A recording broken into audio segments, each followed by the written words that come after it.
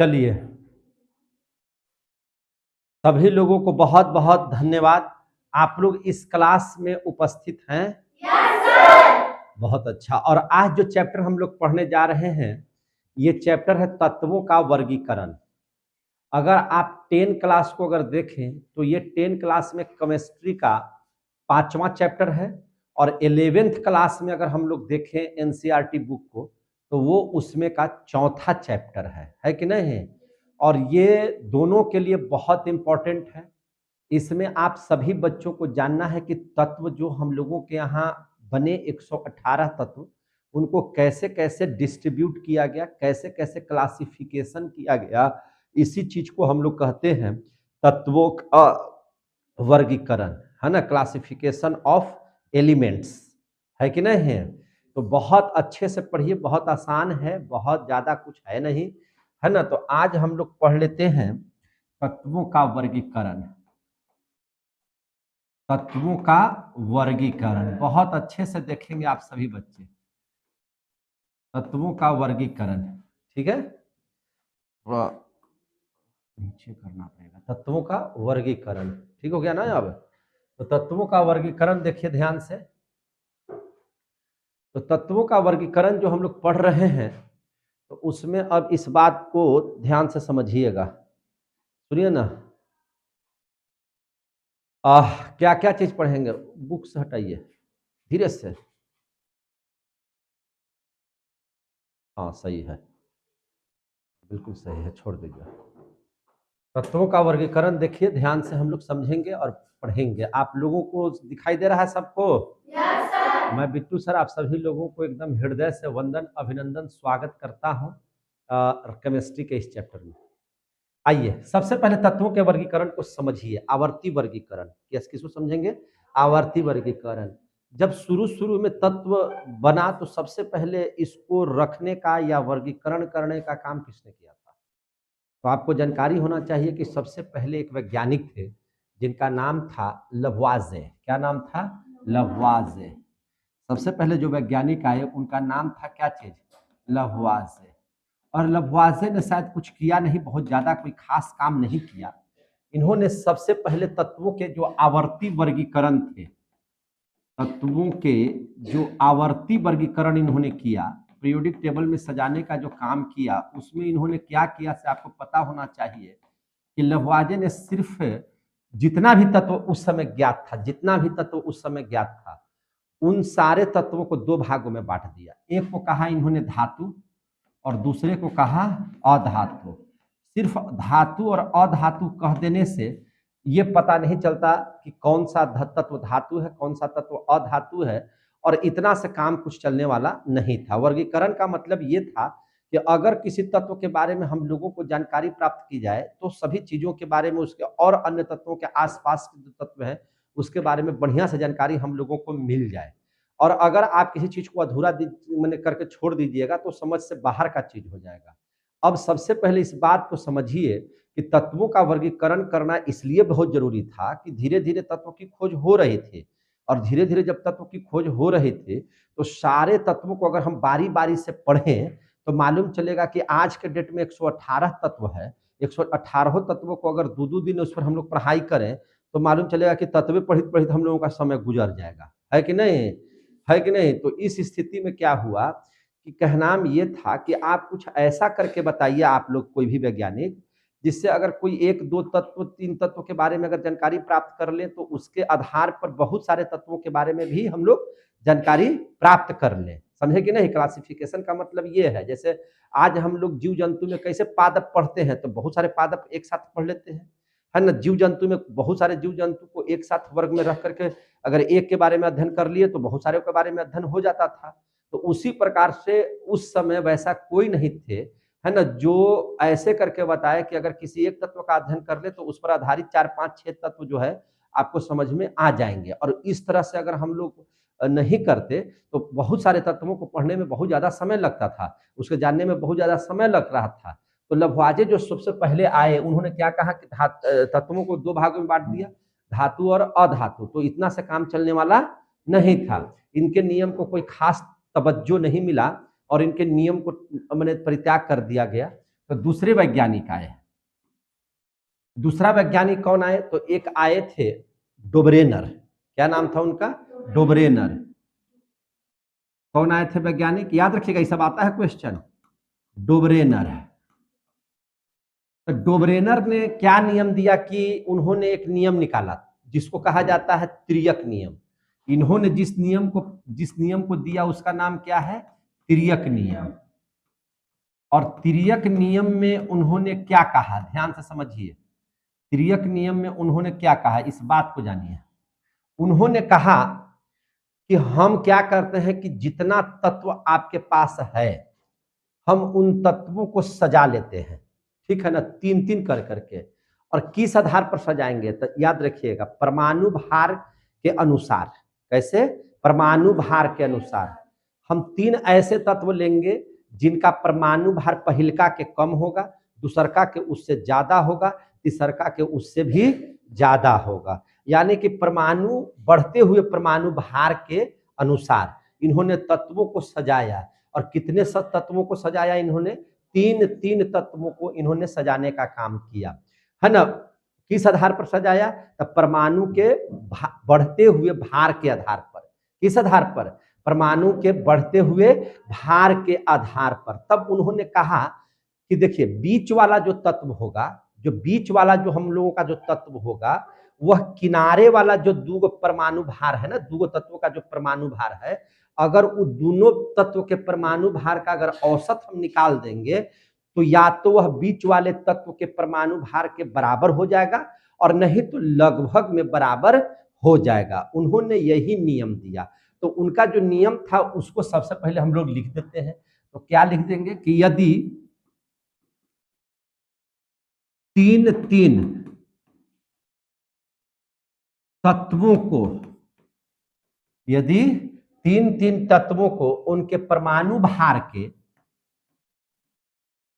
उनके परमाणु भार के, मैंने परमाणु भार से लेना है कि नहीं? इन्होंने परमाणु भार को ही बताया था कि मैंने हम आधार ले रहे हैं।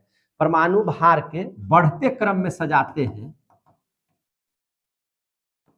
बढ़ते क्रम में सजाते हैं, है ना, परमाणु के बढ़ते क्रम में सजाते हैं, तो बीच वाला तत्व का परमाणु भार, बीच वाला तत्व का परमाणु भार जो होगा, बीच वाला तत्व का जो परमाणु भार होगा, है ना, वो किनारे वाले तत्व का,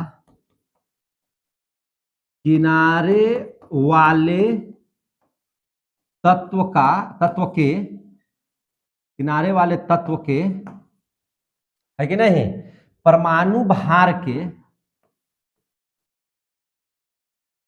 परमाणु भार के, है ना, क्या करने पर? औसत के बराबर होगा। किसके बराबर होगा? औसत के बराबर होगा।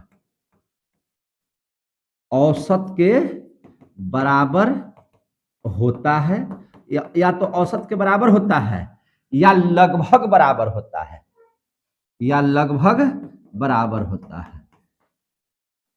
लगभग बराबर होता है। डोब्रेनर ने कहा कि हम सरियाने दे रहे हैं, है ना, हम एकदम, आप लोग चिंता मत कीजिए, हम इसको एकदम बढ़िया से सरिया देंगे, समझे कि नहीं? तो इन्होंने क्या कहा कि हम तीन तीन तत्व को लेंगे उनके परमाणु भार को, है ना, बढ़ते हुए परमाणु भार के क्रम में, और तीनों तत्व को लेंगे तो पहिलका का परमाणु भार कम होगा, दूसरका का उससे ज्यादा होगा, तीसरका का उससे ज्यादा होगा। और इसमें क्या है कि हम कैसे लेंगे? तो भैया हम क्या करेंगे कि जो परमाणु भार के क्रम में तीन तीन तत्वों को सजाएंगे तो बीच वाला जो तत्व का परमाणु भार जो होगा वह किनारे वाला जो दूगो परमाणु है उसके औसत के बराबर, औसत बोले तो दोनों का परमाणु भार को जोड़ करके दूसरा भागा दे देंगे, तो जितना आएगा उसके बराबर हो जाएगा बीच वाला, या लगभग उसके बराबर होगा। हम यही बात बता रहे हैं, यही सटीक है कि नहीं? डोब्रेनर ने इस नियम को दिया, इसीलिए इनके नियम को, चूंकि तीन तीन तत्वों को हमने नियम में ले रहा था, तो इसलिए इनके इस नियमावली को तिर्यक नियम कहा गया। इसलिए हम लोग इसको पढ़ते हैं डोब्रेनर का तिर्यक नियम। कंप्लीट हो गया। उन्होंने क्या किया, उन्होंने 3 ग्रुप बनाया। 3 ग्रुप बनाया, कैसे कैसे उसको समझिए। तो एग्जाम्पल के तौर पर उन्होंने क्या बताया देखिए। उन्होंने कहा है ना 3 समूह लिया। कौन कौन समूह लिया, तो सबसे पहले उन्होंने लिया लिथियम को। किसको लिया, लिथियम को। उसके बाद उन्होंने क्या लिया, सोडियम को। और उसके बाद उन्होंने क्या लिया, पोटेशियम को। उस समय 118 तत्व थे ही नहीं, उस समय बहुत कम तत्व था। तो उन्होंने क्या क्या चीज लिया, लिथियम को, सोडियम को और पोटेशियम को ले लिया। सोडियम लिथियम का परमाणु भार हम बता रहे हैं। लिथियम का परमाणु भार 7, सोडियम का परमाणु भार 23 और इसका कितना था, 39। ठीक है ना। तो देखा कि जो डोब्रेनर साहब ने इस बात को बताया, क्या यह बात सही है कि इसमें लोचा है, कि ये भी फिरकी ले रहे हैं, है कि नहीं। तो याद रखिए, इन्होंने क्या कहा था कि जो बीच वाला तत्व का परमाणु भार होगा, है कि नहीं, वह किनारे वाला जो तत्व है उसके परमाणु भार का अगर हम औसत निकाल दें तो इसके बराबर हो जाएगा या लगभग में बराबर हो जाएगा। क्या यह बात सही बोले हैं कि गलत, पता लगाओ। तो उन्होंने कहा कि देखो हम इन तीनों को सजाए हैं ना, जरा सा देख लो तुम लोग करके, है कि नहीं। तो लोगों ने कहा कि वाह ठीक है। तो लोगों ने क्या किया, सोडियम का और देख लिया कि क्या स्थिति है। तो सोडियम का जो परमाणु भार होगा वह इन किनारे वाले दोनों तत्वों के औसत के बराबर होगा। तो किनारे वाला लिथियम का कितना हो गया, 7, अब पोटेशियम का कितना हो गया, 39, और औसत के मतलब 2 तत्व है, 2 से भागा दे दीजिए। तो अब देखिए, तो 9 7 16 46/2 और 46/2 करेंगे तो इसका मान कितना आ जाएगा, 23। समझे कि नहीं। और सोडियम का कितना परमाणु भार होता है, 23। बराबर हो गया कि नहीं हो गया, ये 23 और 23 बराबर हो गया कि नहीं हो गया। तो ताली बज गया, है कि नहीं। वाह, धोनी को बजाने के लिए नहीं बोले थे, मैंने वहां पे पब्लिक जो था ताली बजाया कि वाह, डोब्रेनर जो नियम दिया बड़ी कमाल का नियम है। अब तो बहुत आसान हो गया समझना। अगर हम इन तीनों तत्वों को याद कर लेते तो बस यही ना करना है जी, कि बीच वाला तत्व का परमाणु भार और किनारे पर वाले 2 परमाणु तत्वों के औसत के बराबर होता है उसका परमाणु भार, है कि नहीं। बहुत अच्छा, डोब्रेनर साहब जिंदाबाद, है कि नहीं। पूरा होने लगा एकदम। बोला कि इतना ही नहीं, अभी आओ हम दे रहे हैं उदाहरण, उसको भी पता लगा लीजिए कि हम सही बोल रहे हैं कि गलत बोल रहे हैं। समझे कि नहीं। तब फिर क्या हुआ, तब हुआ से समझ लीजिए। अब देख लीजिए ध्यान से। इन्होंने कहा कि ये तो पहल का आप ले लिए, अब हम एक वाव हम समूह दे रहे हैं, उसको जरा सा देखिए ना ध्यान से आप लोग। तो बोलिए कि हाँ बताइए। तो कैल्शियम ले लो बाबू, ठीक है ले लिए। और फिर क्या ले लो, Br ले लो, ब्रोमीन ले लो, और क्या ले लो, अथी स्ट्रांसियम ले लो। क्या चीज ले लियो, स्ट्रांसियम। और क्या ले लो, बेरियम ले लो। समझे कि नहीं। तो आप लोग जानते हैं कि कैल्शियम का परमाणु भार कितना होता है, 40, और इसका स्ट्रांसियम का कितना होता है, 87.5, और बेरियम का कितना होता है, तो 137। ठीक है। अब कहा कि वही आधार पर इसको भी सजाओ। समझे कि नहीं, हम जो बोल रहे हैं वो बात सही है कि नहीं है। तो सभी लोगों ने कहा कि ठीक है, इसका मैंने सजाया गया। तो देखा गया कि 40 + 137 बटा यहाँ पे 2 लिखो तो कितना हो जाएगा, 7 4 3 7, है ना, 1 के 1 को 177/2, 2 8 16, 2 8 16 88.5, और यहाँ है कितना, 87.5। तो हमने क्या बोला था, हम क्या बोले थे कि एकदम परमाणु भार औसत के बराबर होता है, नहीं, लगभग बराबर भी तो होता है, ये भी तो हम बात बताए हैं। तो देखिए, तो इसमें कितना का अंतर है, कादेगो का अंतर है, तो लगभग बराबर हो गया ना। समझे कि नहीं। तो हमारा नियम काम कर रहा है ना। तो हाँ, तो फिर वहां का पब्लिक ताली बजा दिया, बजा दो जरा सा, है ना। अब बजा दो, है कि नहीं, ताली बजा दिया। अब भाई डोब्रेनर साहब का नाम हो गया, वाह वाह डोब्रेनर साहब, एकदम सटीक, ऐसा वैज्ञानिक तो हम लोग आज तक देखे ही नहीं है। ये तो एकदम मैंने सबको सजा दिया, तत्व सज गया। अगर ऐसे ऐसे तत्वों को सजाएंगे तो सबको पता चलिए जाएगा, हम लोगों को बहुत ज्यादा पढ़ने की जरूरत नहीं पड़ेगा। ये तो हम लोग एगो के जानेंगे, बाकी सब निकल जाएगा, है कि नहीं। बड़ा खुश हो रहे थे लोग। बोला कि अभी इतना ही नहीं, ये अपना भांज रहे हैं, ये अभी एक और उदाहरण दे रहे हैं, देखिए, है कि नहीं। तो इन्होंने कहा कि एक और को सजाइए ना, इतना ही से मत ताली बजाइए, अगली ताली हम जरूर बजवा देंगे बहुत ज्यादा। बोला कि ठीक है। तो अब कहा इन्होंने कि अब ले लीजिए दूगो का, क्या किसको किसको ले लीजिए, दूगो का, क्लोरीन ब्रोमीन और आयोडीन को, क्लोरीन ब्रोमीन और आयोडीन को। तो क्लोरीन की परमाणु संख्या, परमाणु भार कितना होता है, 35.5, कितना होता है 35.5। ब्रोमीन का कितना होता है तो 80, और आयोडीन का कितना होता है तो 127। कितना होता है 127। अब देखिए जरा सा, आप ब्रोमीन का निकाल लीजिए, हम जो बात बोलते हैं बड़ा सटीक बोलते हैं। बोला कि ठीक है, 35.5 प्लस 127, 127 और बटा 2, अब जोड़ दीजिए, 0.5 है तो 0.5, 7 5 12, 3 2 5 1 6, 162 बटा 2, यानी कि 2 8 16, 81.25। कितना आ गया 81.25। आया कि नहीं आया? और यहाँ कितना था 80। कहा कि एकदम लगभग बराबर हुआ कि नहीं हुआ? लगभग बराबर हुआ कि नहीं हुआ? अब जो है इन्होंने पूरा एकदम फिर से ताली बजवा दिया कि हाँ भाई एकदम बराबर है। तो उन्होंने लोगों को समझाया कि आपको क्या लेना है, ऐसा तत्व लेना है जो परमाणु भार में बढ़ते क्रम में हो। तो देखिए ना, यहाँ 7 था, 23 था, 39 था, बढ़ते गया कि नहीं बढ़ते गया? यहाँ 40 था, 87.5 था, 137 था, बढ़ा कि नहीं बढ़ा?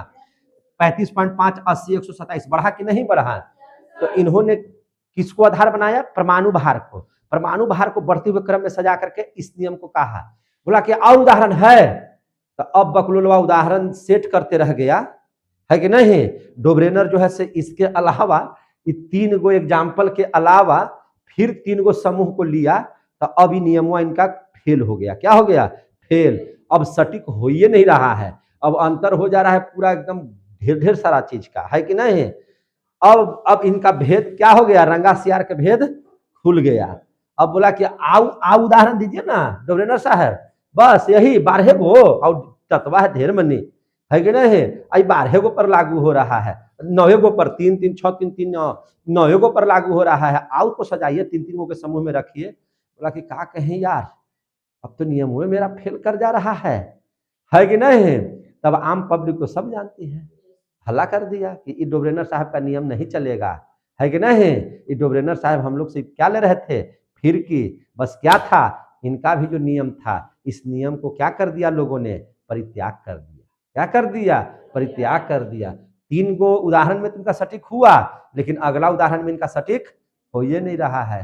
सबका हल्ला कर दिया कि डोब्रेनर पगला गया है, भगाओ इसका नियम नहीं चलेगा। तो जैसे लभवाजे का नियम नहीं चला, उसी प्रकार से डोब्रेनर का भी नियम नहीं चला, ये भी वर्गीकरण नहीं कर पाए। आ गया समझ में? तो जब नहीं चला तब भैया ये दुनिया है जो चैलेंज को स्वीकार करती है कि नहीं? तो जब डोब्रेनर साहब फेल कर गए, तब आए न्यूलैंड। कौन आए? न्यूलैंड। बोला कि हम पूरे तत्व का वर्गीकरण कर देंगे, है कि नहीं? हम पूरे तत्व का क्या कर देंगे? वर्गीकरण कर देंगे। और न्यूलैंड से जो था वो एकदम गाना का बहुत प्रेमी आदमी थे, है ना? न्यूलैंड क्या थे? गाना के प्रेमी आदमी थे, एकदम जा झाड़ के सुनते थे बहुत बढ़िया से, है कि नहीं? तो वो संगीत के बड़ा प्रेमी आदमी थे, और संगीत का जो प्रेमी आदमी होगा तो उसका क्या होगा? सा रे गा मा प ध नि सा। संगीत का 8 अक्षर है ना? कौन कौन स्वर कै गो है? 8 गो। सा रे गा मा। भैया वो कहा कि हम संगीत के प्रेमी आदमी है, संगीत से प्रेम करते थे, तनी मनी है ना, रूम में धर के डांसो कर लेते, वैज्ञानिक भी थे, है कि नहीं? तो उन्होंने कहा कि जिस तरह से संगीत जो है, संगीत के आधार पर ही हम तत्वों को बांटेंगे। कैसे बांटेंगे? तो देखिए ध्यान से, तब पेजवा बदल देंगे तभी ना पढ़ाएंगे। तो आगे पढ़ा देते हैं। तो अब इसके बाद कौन सा वैज्ञानिक आए? न्यूलैंड। कौन आए? न्यूलैंड। तीसरा जो वैज्ञानिक आए उनका नाम था न्यूलैंड। न्यूलैंड ने, है ना, क्या दिया? इन्होंने अष्टक नियम दिया। कौन सा नियम दिया? अष्टक नियम। न्यूलैंड का अष्टक नियम इसको कहा जाता है। अष्टक नियम कैसे? तो अष्टक नियम इस आधार पर उन्होंने क्या कहा था, न्यूलैंड ने बताया था, उन्होंने कहा था कि जिस प्रकार संगीत का पहला स्वर, तो संगीत का पहला स्वर क्या है? सा। क्या है? सा। बढ़िया से बैठ। हाँ, संगीत का पहला स्वर क्या है? सा। और स्वेटर उटर है ना, स्वेटर पहन लेना। जिस प्रकार संगीत का पहला स्वर है कि नहीं, तो पहला स्वर हो गया सा, है कि नहीं? पहला स्वर क्या हो गया? सा।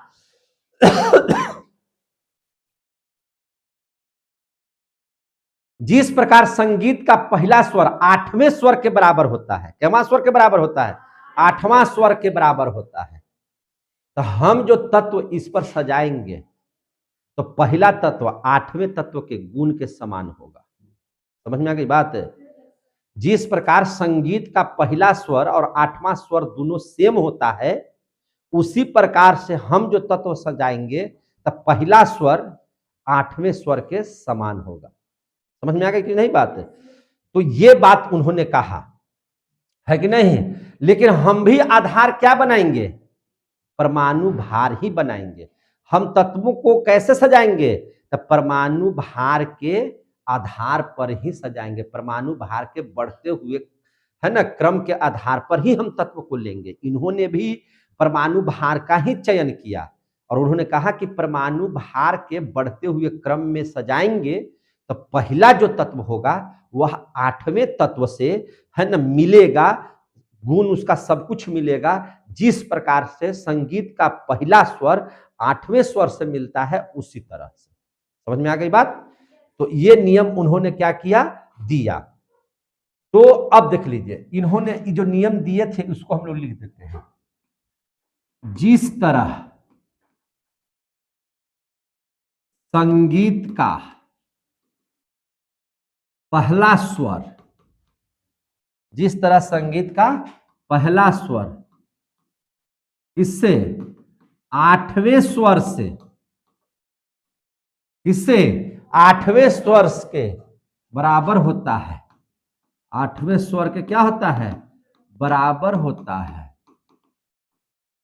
बराबर होता है। उसी प्रकार तत्व को, उसी प्रकार तत्व को,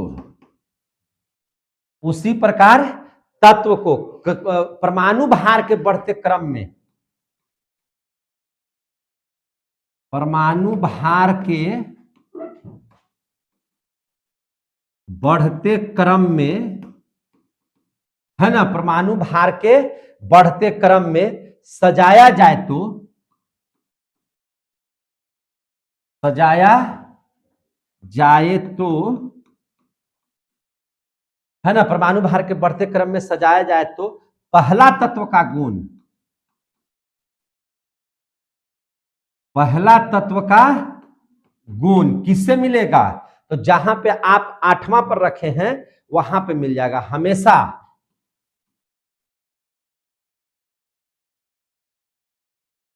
8वें तत्व के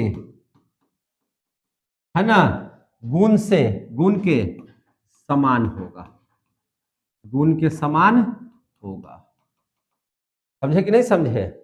उन्होंने संगीत का हवाला देते हुए उन्होंने जो नियम दिया उसको कहते हैं अष्टक नियम। चूंकि संगीत का पहला और 8वां की चर्चा हुआ था इसलिए इसको कहते हैं न्यूलैंड का कैसा नियम? अष्टक नियम इसको बोला गया। इसको क्या बोला गया? अष्टक नियम बोला गया। समझ में आई बात? इसको कैसा नियम बोला गया? अष्टक नियम। कैसा नियम बोला गया? अष्टक नियम। अब ध्यान समझिए, अब देख लीजिए, जिस समय न्यूलैंड्स आए थे याद रखिएगा उस समय तक 56 तत्वों की खोज हो गई थी। इस समय तक कितना हो गया था? तत्व कितना था इस समय तक? इस समय तक पूरा कितना तत्व था? 56 तत्व था। कितना तत्व था? 56 तत्व था। किस समय? जिस समय न्यूलैंड्स थे उस समय की हम बात कर रहे हैं। समझ में आ गई बात? बोलबे नहीं कर रहा है इन लोग, नहीं समझ में आ रहा है जी? सीधा बैठो, सीधा बैठो, पैर हटाओ, पैर पर रख करके झुंझुनी भरवेले है ना। उसको क्या बोलते हैं? अष्टक नियम बोलते हैं। क्या बोलते हैं? अष्टक नियम। इस पर बैठो, हटो यहां से, तुम भी उस पर से हटो, तुम भी उस पर से आ जाओ, हटो वहां से। उसको हम लोग क्या बोलते हैं? अष्टक नियम। समझ में आ गई बात? तो उस समय तक कितना तत्व था? 56 तत्व। कितना तत्व था? 56। इन 56 तत्वों को न्यूलैंड्स ने किसके आधार पर सजाया? संगीत के आधार पर, है ना। संगीत का जो स्वर था उसके आधार पर सजाया। मैंने उसका आधार क्या बना, तत्वों को सजाने का आधार क्या बना, तो परमाणु भार। क्या बना, परमाणु भार। परमाणु भार के बढ़ते हुए क्रम में सबको सजाया गया। जैसे उसमें 3 सज रहा था, इसमें 8 सजेगा। कितना सजेगा, 8। अब जरा सा हम लोग संगीत का अक्षर समझ लेते हैं। तो संगीत क्या था, सा रे गा मा प ध नी अब फिर सा। हो गया कि नहीं हो गया, समझ में आ रही है बात। तो 1 2 3 4 5 6 7 8। तो पहला सा और 8वां सा बराबर है कि नहीं है, बोलिए। तो इन्होंने यही बात कहा था कि हम लोग क्या करेंगे, सा रे गा मा प ध नी सा, फिर रे गा मा प ध नी सा। यानी कि यहां जो भी तत्व रहेगा वो सब एक गुण का होगा। यहां जो रहेगा, अब यहां से अगर एक मान लीजिएगा तो 1 2 3 4 5 6 7 8। अगर इसको एक मान लीजिएगा तो 1 2 3 4 5 6 7 8 दोनों समान हो गया। इनका ये कहना था, समझे कि नहीं, इनका यही कहना था कि अगर यहां से आप एक मानते हैं तो 1 2 3 4 5 6 7 8, यहां भी मास लिए थे तो मां आ गया। प से उठाइएगा तो प पर पहुंचेगा, ध से उठाइएगा तो ध पर पहुंचेगा, नी से उठाइएगा तो नीए पर पहुंचेगा, सा से उठाइएगा तो साए पर पहुंच जाएगा। क्लियर हो गए, तो इसी को कहते हैं सा रे गा मा पा धा नी सा। क्लियर हो गए। अब इन्होंने क्या देखा, देखे ध्यान से, इन्होंने कहा कि हम तत्व को सजाते हैं। हम तत्व को क्या करते हैं, सजाते हैं। तो उस समय हीलियम की खोज नहीं हुई थी, याद रखिएगा। उस समय अक्रिय गैस की खोज हुआ ही नहीं था। हम बल्कि लिख देते हैं इधर बगल में, जिस समय न्यूलैंड्स थे, इस समय अक्रिय गैस, जिसको आप निष्क्रिय गैस बोलते हैं, उसी को हम लोग बोलते हैं, याद रखिएगा, नोबेल गैस। क्या बोलते हैं, नोबेल गैस। तीनों एक ही नाम है, मत भुला जाइएगा, नहीं भुलाइएगा। तो ये जो है उस समय उसकी खोज नहीं हुआ था। और नोबेल गैस किसको बोलते हैं, अक्रिय गैस किसको बोलते हैं, निष्क्रिय गैस किसको बोलते हैं, है ना। तो ध्यान समझिएगा, किसको बोलते हैं, हे नेता और कर्मचारी, है ना। कर्मचारी का मतलब हो गया क्या चीज, के आर। हे नेता और कर्मचारी, हे से हो गया क्या चीज, हीलियम। नेता से हो गया नियॉन, और से हो गया एयर आर्गन, है ना। कर्मचारी से हो गया के आर क्रिप्टन, है ना। तो हे नेता और कर्मचारी जीते रहो, क्या करो, जीते रहो। तो एक सी से हो गया जीते, है ना, जेनॉन जिसको हम लोग बोलते हैं, जीते। और उसके बाद हो गया आर एन से रहो, है ना, रेडॉन, इसको क्या बोलेंगे, रहो। तो हे नेता और कर्मचारी जीते रहो और पब्लिक का खून चूसते रहो, है कि नहीं। तो क्या हो गया, हे नेता और कर्मचारी जीते रहो और पब्लिक को तंग खून चूसते रहो। इसी को बोलते हैं helium, neon, argon, krypton, xenon, radon. ये सब किसको क्या बोलेंगे, अक्रिय गैस। क्या बोलेंगे, अक्रिय गैस। इसी को बोलते हैं निष्क्रिय गैस, इसी को बोलते हैं नोबेल गैस। आ गया समझ में, जोर से बोलिए। तो क्या उस समय जब न्यूलैंड्स थे उस समय इसकी खोज हुई थी, नहीं, उस समय इसकी खोज नहीं हुई थी। तो कौन कौन सा तत्व खोज हुआ था, ध्यान समझिएगा। तो उस समय जो खोज हुआ था, उस समय हाइड्रोजन, क्या था, हाइड्रोजन। तो हाइड्रोजन को यहाँ लिया गया, है कि नहीं, हाइड्रोजन को ले लिया गया यहाँ। हाइड्रोजन के बाद क्या था, लिथियम। अब तो हाइड्रोजन के बाद हीलियम होता, तो हीलियम की खोज हुआ ही नहीं था उस समय। हीलियम का खोज हुआ था, नहीं हुआ था। तो क्या लिया गया, लिथियम। उसके बाद क्या ले लिया गया, बेरिलियम। बेरिलियम के बाद क्या लिया गया, बोरोन, कार्बन, नाइट्रोजन, ऑक्सीजन। समझ में आ रही है बात। और उसके बाद फिर फ्लोरीन। अब फ्लोरीन के बाद होना चाहिए था नियॉन। तो नियॉन की खोज हुआ था क्या, नहीं। तो नियॉन की खोज हुआ ही नहीं था। और नियॉन के बाद क्या होगा, सोडियम। सोडियम के बाद मैग्नीशियम, मैग्नीशियम के बाद एल्युमिनियम, एल्युमिनियम के बाद सिलिकॉन, फास्फोरस, और उसके बाद सिलिकॉन, फास्फोरस, गंधक, गंधक बोले तो एस, है ना, सल्फर, है कि नहीं, इसकी खोज हो चुकी थी।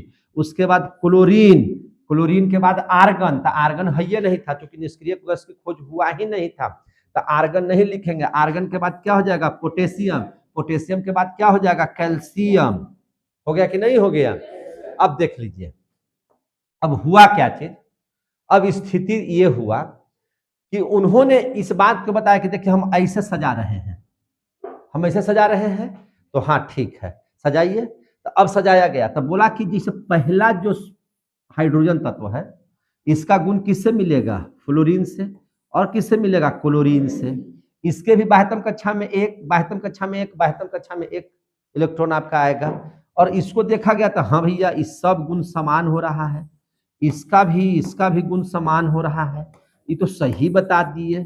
लेकिन इस समय तक खोज कितना हुआ था, 56 गो तत्व, कितना खोज हुआ था, 56 गो।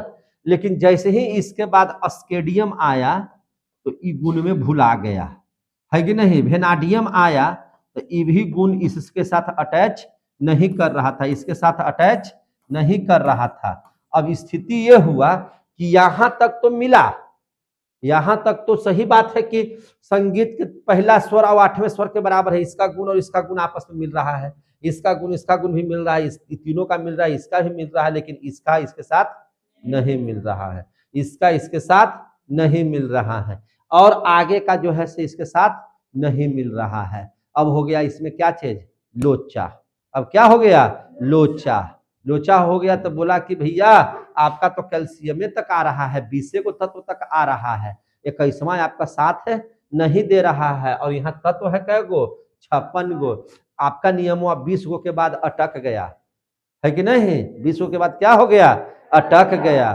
तो अटक गया तो अब क्या होगा, तो भैया आपका भी नियम अब नहीं चलेगा। ये जो संगीत है तो संगीत को सुनिए, अब आप अपने अकेले डांस कीजिए, हम लोग को डांस इस पर नहीं करवाइए, है कि नहीं है ना, तू चल जा झाड़ के, हम निखा लेम तिरंगा फाड़ के, है कि नहीं। आपका नियम की जरूरत यहाँ पर नहीं है। और इस आधार पर चूंकि इनका नहीं मिलने की वजह से हुआ क्या चीज ना, काहे नहीं मिला, इसके भी रीजन समझिएगा। जब अक्रिय गैस की खोज हो गई, तो अक्रिय गैस की खोज हो गई तो अब अहिजा पर हाइड्रोजन के बाद क्या बैठ गया, हीलियम, इसके बाद क्या बैठ गया, लिथियम कर रहे हैं, नियॉन, है ना, और फिर यहाँ क्या आ गया, आर्गन। तो ई अब आ गया दूसरा जगह पर, ई आ गया यहाँ, ई आ गया यहाँ, ई हो गया जैसे तैसे, समझे कि नहीं। तो भैया तत्व तो हमेशा मिलते न रहेगा, है कि नहीं। तो इसके बारे में जब ये जब निकला और इसके बारे में जब फिट किए हम लोग इस जगह पर, इस जगह पर, इस जगह पर, तो बाकी सब जो है से मुंह तेढ़ा तेढ़ा कर करके भाग गया। तो इसीलिए इनका नियम 20 गो के अलावा, है ना, न्यूलैंड्स का जो नियम था अष्टक नियम, यह 20 को तत्व पर तो लागू हुआ, लेकिन 21वां तत्व, 22वां तत्व, उसके ऊपर के तत्व पर लागू जब नहीं हुआ तो न्यूलैंड्स के भी अष्टक नियम को क्या कर दिया गया, त्याग दिया गया। क्या कर दिया गया, त्याग दिया गया, समझे कि नहीं। अब इसके बारे में हम लोग और डिटेल से थोड़ा सा पढ़ लेते हैं। आपको कोई पूछ ही देगा कि बताइए कि न्यूलैंड्स का जो अष्टक नियम था यह सफल नहीं हुआ, तो भाई असफल हुआ, तो असफलता का कारण क्या है, तो जरा सा इसको देख लेते हैं। क्या देख लेते हैं, न्यूलैंड्स के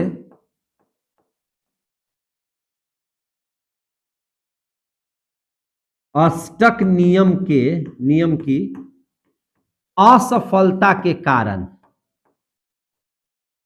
असफलता के कारण, अब इसकी असफलता के क्या क्या कारण है इसके बारे में समझिए। तो देखिए, चूंकि यह नियम, जो ये नियम बनाए थे, चूंकि यह नियम सिर्फ किस पर लागू हुआ था, हल्के तत्व पर। ये सब क्या है, परमाणु भार सब कम है, परमाणु भार का, परमाणु जब पहले ही से तत्व है तो इनका परमाणु भार तो निश्चित तौर से और तत्वों की अपेक्षा कम ही है है कि नहीं? तो अगर उनका परमाणु भार, वेट, द्रव्यमान कम है तो हल्का तत्व हो गया ना ये सब। तो चूंकि यह नियम सिर्फ हल्के तत्व किसको बोलेंगे? 1 से लेकर 20 तक,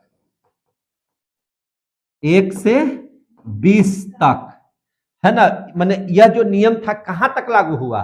तो 1 से 20 तक के तत्वों पर ही लागू होता है। यह नियम कहां तक लागू हुआ? 1 से लेकर के 20 तत्वों तक ही लागू हुआ। इसलिए इसको माने और सब तत्वों पर लागू नहीं होने की वजह से इसका त्याग कर दिया गया, यानी कि असफल होने का पहला कारण ये है। समझ में आ रही है बात ना? असफल होने का पहला कारण क्या है? ये है।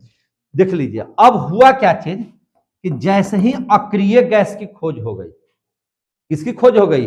अक्रिय गैस की। तो चूंकि अक्रिय गैस का खोज हुआ, चूंकि अक्रिय गैस की खोज हो जाने पर, है ना, अक्रिय गैस की खोज हो जाने पर 9वां तत्व, पहले 8वां नहीं बताया था नियम में, लेकिन अब कैवां तत्व हो रहा था? 9वां तत्व। कौन सा तत्व? 9वां तत्व पहले तत्व के गुण के समान हुआ।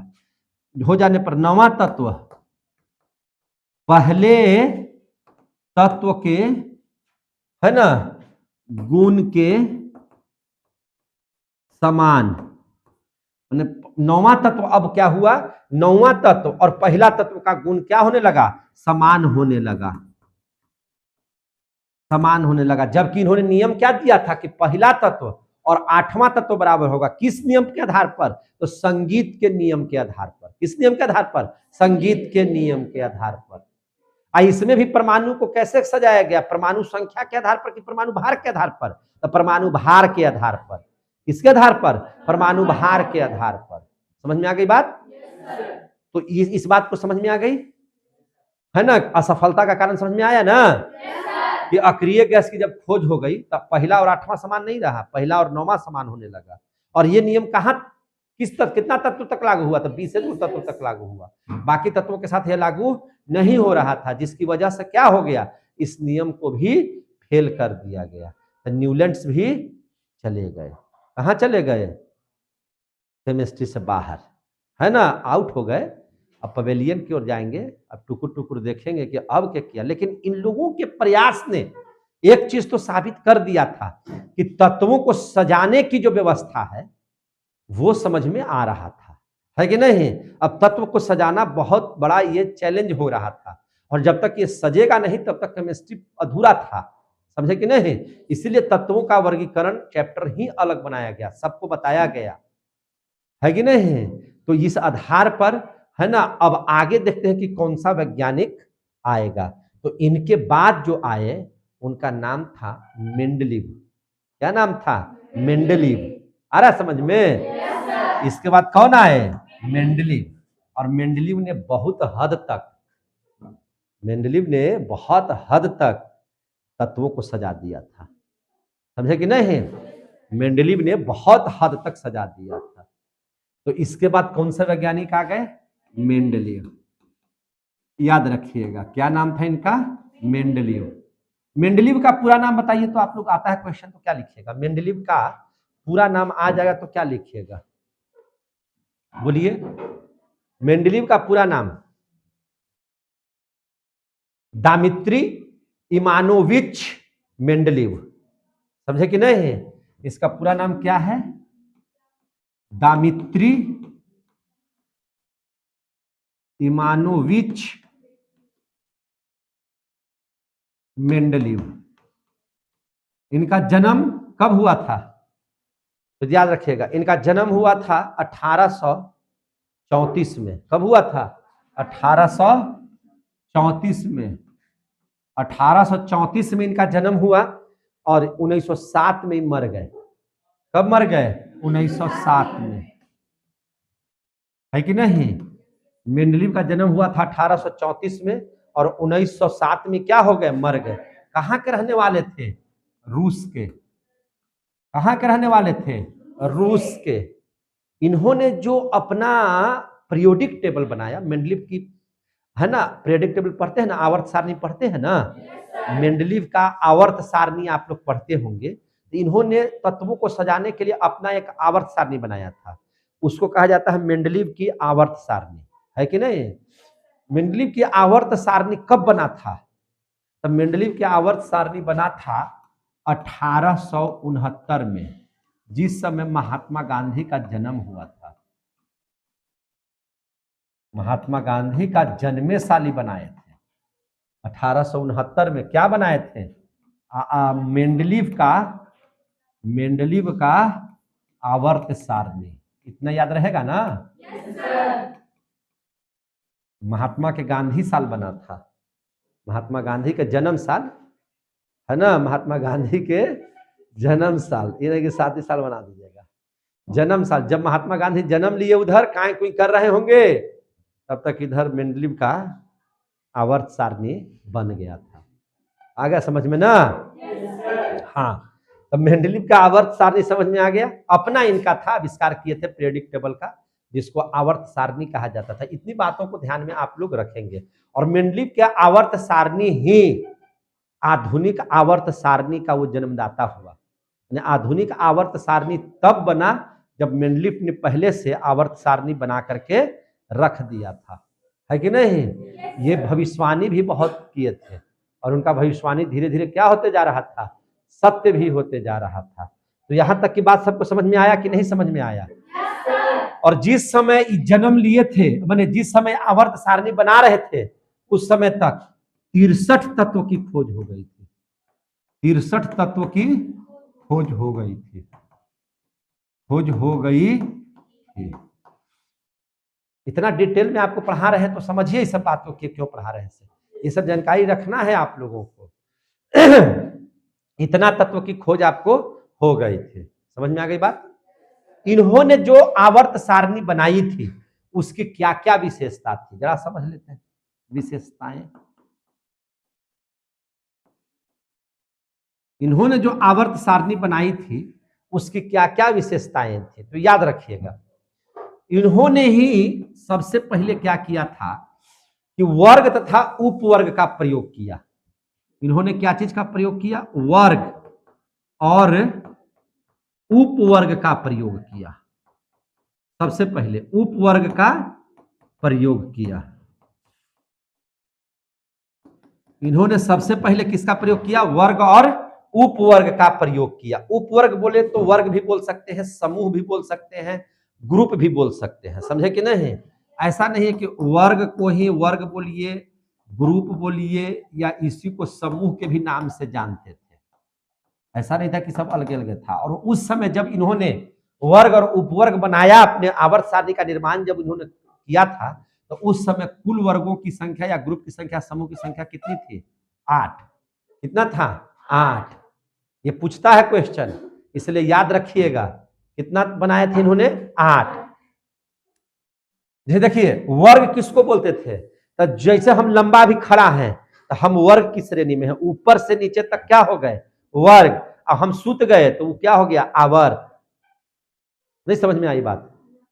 बोलबे नहीं कर रहा है, सबको लगता है कि जिंदा है ना सब कोई घर में। हाँ, तो जब इस तरह से तो क्या हो गया? वर्ग। आई मरकरिया नहीं सुत गया इससे ट्यूबलाइटवा जैसा, तो क्या हो जाएगा उसको? आवर्त। क्या हो जाएगा उसको? आवर्त।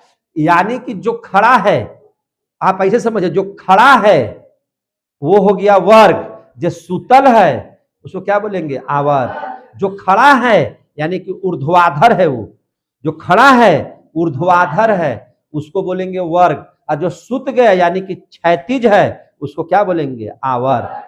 तो अब समझ में आया? अब समझ में आया?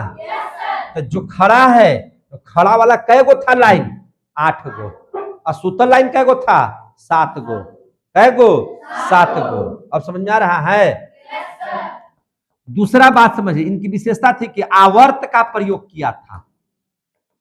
आवर्त का प्रयोग इन्होंने ही किया था। और इन्होंने कितना आवर्त बनाया था? तो 7 आवर्त। कितना बनाया था? 7। आवर्त इन्होंने ही बनाया था 7, और आधुनिक जब भी पढ़िएगा तो उसमें भी 7 को आवर्त है। समझ में आ गई ना बात है। वर्ग भले बढ़ गया लेकिन आवर्त कितना था? 7। मेंडलीफ ने जब आवर्त सारणी का निर्माण किया तो बहुत हद तक तैयार कर दिया था, इसीलिए आधुनिक आवर्त सारणी को बनाने में बहुत कम कष्ट हुआ है, क्योंकि इनका आधार ऑलरेडी कौन बना चुके थे? आधार कौन बना लिए थे? मेंडलीफ ने ही बना दिया था। समझे कि नहीं? मेंडलीफ ने ही क्या किया था? आधार बना दिया था। समझे कि नहीं? इसीलिए मोसले को कम भार पड़ा था। इसको मोसले को, अरे आधुनिक आवर्त सारणी किसने बनाया था? मोसले ने ही बनाया था। मोजले कहिए या मोसले कहिए, क्या बात है कि नहीं? तो मोसले ने ही आधुनिक आवर्त सारणी बनाया था। जो आज हम लोग पढ़ते हैं पीरियोडिक टेबल, आधुनिक आवर्त सारणी, तो किसने बनाया था? मोसले ने बनाया था। समझे कि नहीं? तो लेकिन आधार किसको लिया था? मेंडलीफ को ही। मेंडलीफ ने ही आधार को तैयार कर दिया था। समझे कि नहीं? तो ये उन्होंने 2 चीज का प्रयोग किया, एक वर्ग का, समूह का, है कि नहीं, और दूसरा चीज किसका प्रयोग किया? आवर्त का। वर्ग इन्होंने कितना रखा? 8। आवर्त कितना रखा इन्होंने? 7। क्लियर हो गए? तो ये विशेषता थी। और यही नहीं, इनको ये बात का पता था कि अभी और तत्व की खोज होगी, अभी और तत्व की खोज होगी, इसीलिए अपने वर्ग और आवर्त में कुछ ऐसे स्थान थे जो उन्होंने खाली रखा था कि भैया जो तत्व आएगा वो यहां आएगा। उन्होंने भविष्यवाणी किया था कि कौन कौन से तत्व आएंगे, उस पर भी उन्होंने भविष्यवाणी किया था। समझे कि नहीं? हम बताने जा रहे हैं, इसको समझिए। तीसरा नियम इन्होंने क्या बताया? तीसरी बात क्या बताई कि और नए तत्व का जब खोज होगा तो उसके लिए उन्होंने स्थान खाली छोड़ दिया था। समझे कि नहीं?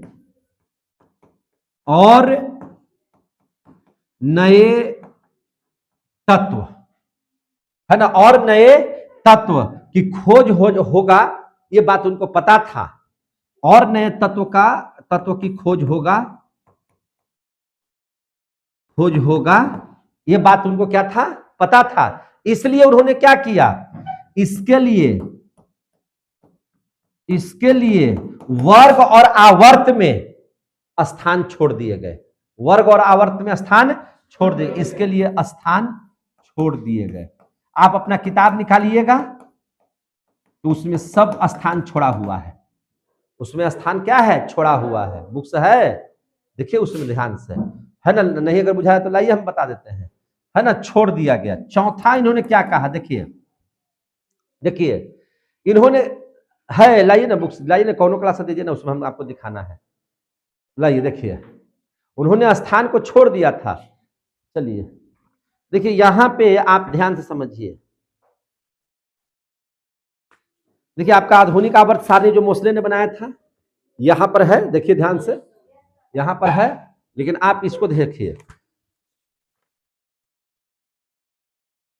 देखिए यहां पे आप इसको देखिए आधुनिक आवर्त सारणी उन्होंने बनाया था, देखिए ना यहाँ पे, तो 1 2 3 4 5 6 7 8 गो वर्ग बनाए। नीचे देखिए 7 गो आवर्त इन्होंने बनाया था। और देखिए यहाँ पर भी देखिए, यहाँ पे खाली जगह है, व्हाट का चिन्ह दिया हुआ 44 नंबर पर, तो वहां पर कौन सा तत्व आएगा? ये सब पूरा स्थान देखिए, यहाँ पे सब खाली इन्होंने किया था, ये सभी स्थान को उन्होंने भरा। जहां जहां व्हाट दिया हुआ है वहां पर उन्होंने खाली स्थान को छोड़ दिया था। और फिर जैसे जैसे तत्व आए उनको यहाँ पर बैठा दिया गया। यहाँ पर क्या कर दिया गया? अब बैठा दिया गया। मेंडली की आवर्त सारणी को संशोधित रूपरेखा इन्होंने पहले ही तैयार किया था, और तैयार करने के बाद इन्होंने क्या किया? देखिए यहाँ पे पूरा पढ़िएगा। जैसे जब ये तैयार कर रहे थे तो आवर्त की संख्या बहुत सारा बना दिए थे, 12 गो बना दिए थे। कै गो बना दिए थे? 12 गो। लेकिन जब उन्होंने और देखिए सब जगह वाट लगाया हुआ है ना। लेकिन जब कुछ तत्वों की खोज हुई, तत्वों की खोज होने के बाद फिर उन्होंने अपने नियम को सुधारा। क्या किया? सुधार करके अब देखिए कि 7 गो आवर्त है कि नहीं है? 7 गो आवर्त है। और देखिए यहाँ ध्यान से, 7 गो आवर्त है, तो 7 आवर्त को उन्होंने क्या किया? सजा दिया। और जो जो तत्वों का खोज हुआ उनके समय तक उस सब को यहाँ पर, है ना, ये कर दिया, सजा दिया। इसी को कहते हैं मेंडलीव की आवर्त सारणी। धरिए, इसको क्या बोलते हैं? मेंडलीव की आवर्त सारणी। आपके भी क्लास में है दिया हुआ, सब क्लास में दिया हुआ है, इसलिए इसको मत एक कीजिए। इनको क्या पता था कौन कौन से तत्व आएंगे? तो आप देखिएगा, बोरोन के बाद खाली जगह है। क्या खाली जगह है? बोरोन। तो बोरोन के बाद इन्होंने कहा कि जो तत्व आएगा उसका नाम रहेगा एक्का बोरोन। क्या नाम रहेगा? एक्का बोरोन।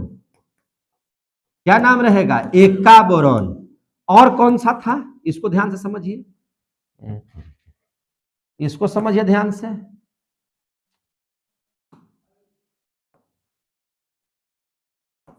और इन्होंने कहा कि देखिए एल्युमिनियम है ना, एल्युमिनियम, वहां पर भी एक खाली जगह है, एल्यूमिनियम।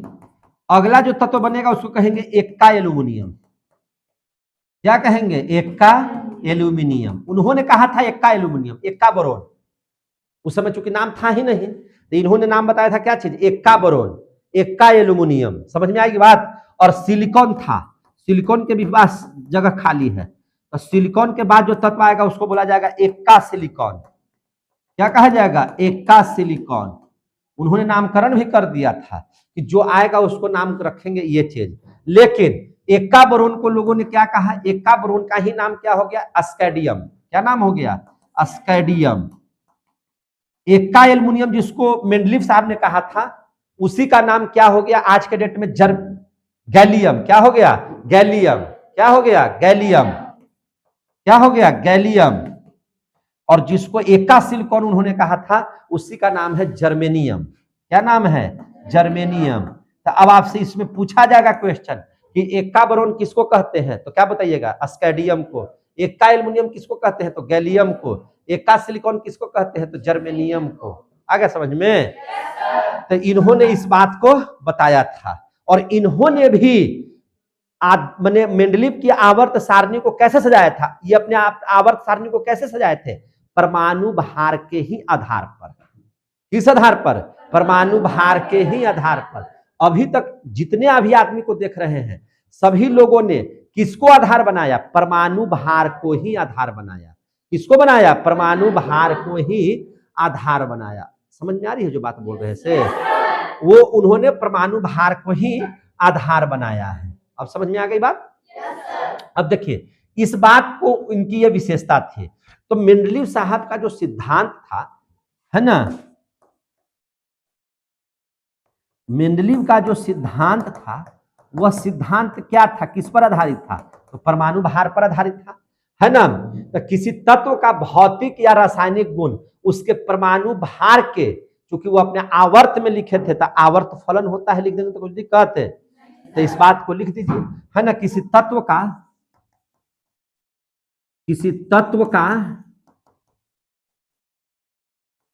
भौतिक गुण, किसी तत्व का भौतिक गुण और क्या चीज? एवं रासायनिक गुण, एवं रासायनिक गुण, है ना। भौतिक एवं रासायनिक गुण उसके परमाणु भार, इन्होंने भी परमाणु भार का ही सहारा लिया था, है ना। परमाणु भार का क्या होता है? आवर्त फलन होता है, आवर्त फलन होता है। समझ में आ गई बात? इन्होंने भी किसके आधार पर बढ़ाया था? मैंने परमाणु भार के ही आधार पर। आवर्त फलन मैंने आवर्त में जो सजाया गया वो परमाणु भार के बढ़ते क्रम में ही सजाया गया। कैसे सजाया गया? परमाणु भार के बढ़ते क्रम में ही सब सजाया गया। आखिर कोई तो रीजन होगा जब मेंडलीव की आवर्त सारणी आज हम लोग नहीं पढ़ते हैं। कोई तो रीजन होगा ना कि आधुनिक आवर्त सारणी आया, तो कहीं ना कहीं अपने सिस्टम में फेल कर गए, कहीं ना कहीं अपने सिस्टम में क्या हो गए? फेल कर गए। अब आ रहा है समझ में? अगर इनका सिस्टम फेल नहीं होता, इनका पीरियोडिक टेबल फेल नहीं होता, तो फिर आधुनिक आवर्त सारणी बनाने की जरूरत थी? फिर तो आधुनिक आवर्त सारणी बनाने की जरूरत नहीं थी। तो कहीं ना कहीं ये इनके नियम में हो गया लोचा। तो वो आखिर असफलता कहां हुआ सो समझ लीजिए। आखिर वो असफलता कहां हुआ उसको भी जानना होगा कि नहीं जानना होगा? तो जान लीजिए, जानना होगा तो जान लीजिए। ढेर के तो हाइड्रोजन जो है ना, हाइड्रोजन आवारा काहे है पता नहीं चलता है कि कहां है। जैसे सब इधर धातु है तो अकेले ही बैठल रहेगा धातु बनकर, है कि नहीं? इसका आज तक स्थानीय फिक्स नहीं हुआ है, दुएगो में अपना है ना अस्थायित्व ग्रहण कर लेता है। तो ये बकलोल तत्व है, इसलिए इसको अमारा तत्व भी कहते हैं। और हाइड्रोजन ढेर के सस्पेंड करवा दिया है। जैसे अगर एक उग्रवादी आ जाए, है ना, अगर मर्डर कर दिया कहीं तो दरोगा सस्पेंड हो जाता है ना, डीएसपी सस्पेंड हो जाता है ना, बस यही है, हमारा है। हमारा का मतलब क्या है? जन मन तने घूमना, लाइनबाजी करना, मर्डर करना, है ना, कट्टा चलाना, है ना, मारदन 6 गली कपार में, है ना, यही सब करना इसका धंधा है। किसका? हाइड्रोजन का। हाइड्रोजन ढेर के सस्पेंड करवा दिया, मिडली को भी सस्पेंड करवा दिया यहाँ पे, है कि नहीं?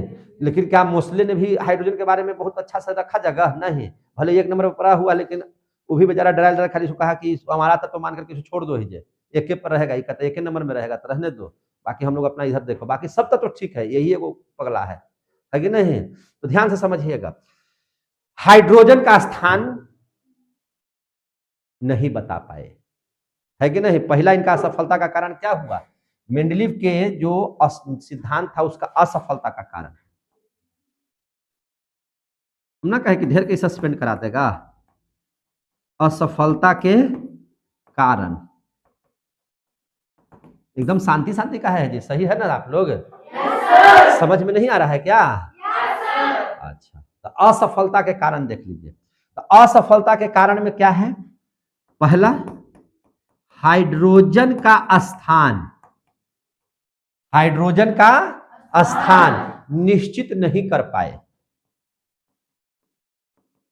हाइड्रोजन का स्थान निश्चित नहीं कर पाए, तो कोई नहीं किया है, यानी आगे होता है कि नहीं?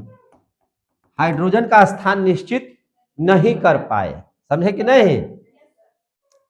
देखिए, अपने ही नियम का इन्होंने विरोध भी कर दिया, अपने ही नियम का इन्होंने विरोध कर दिया। कैसे कर दिया? ध्यान से समझिएगा। अपने ही नियम का, है ना, इन्होंने क्या किया? विरोध किया, अपने ही नियम का विरोध किया। कैसे विरोध किया? देखिए, इन्होंने कहा कि परमाणु भार को बढ़ते क्रम में रखेंगे। परमाणु भार को कैसे रखेंगे?